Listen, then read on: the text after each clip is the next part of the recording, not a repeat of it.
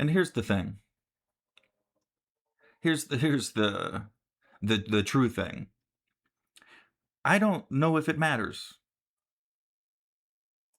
If it's true, I hope Graham Platner says so. I hope he asks for amends, and I hope he tries to achieve restitution. But that's between them, right? I've seen lots of things in this life.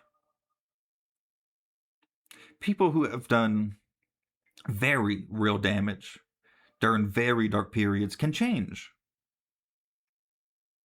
I've seen it. I've seen it in myself. I've seen it in my peers. I've seen it in those I've worked with. The damage is still real, but both things are true at the same time. Recovery is not a narrative that makes the past disappear. It's a practice that coexists with the past. From this vantage point, the redemption arc that Graham Platner is running is not automatically a lie. But it also isn't automatically true either. Right? The marriage sexting strains it.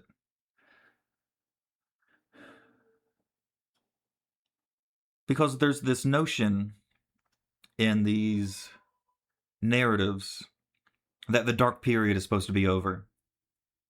Right? That I was bad then, but I'm good now.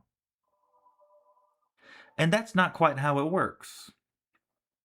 It's more like I was bad then and I'm better now.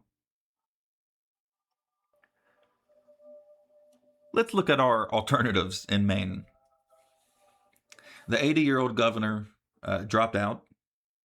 Probably couldn't. Maine's not a big state.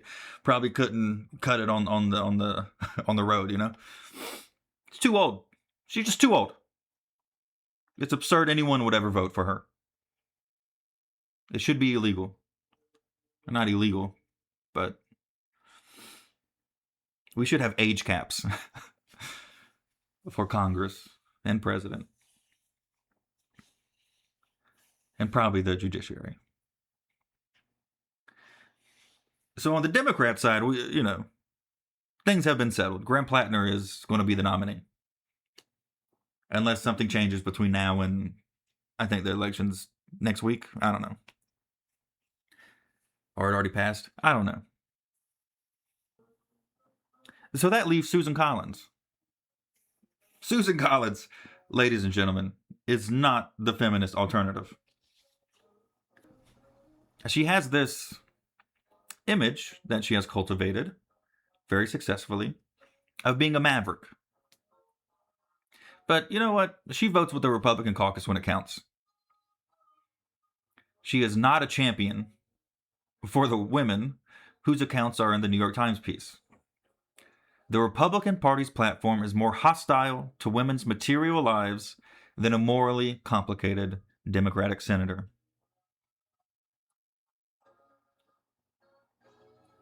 And that's just the facts, folks.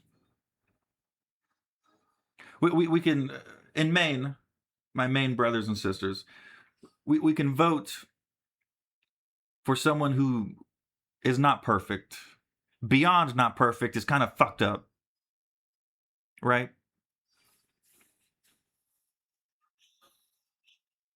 We can vote for the individual who has hurt other people, seen what that hurt did to them, and has tried to be better. Not always successfully, but has tried to be better.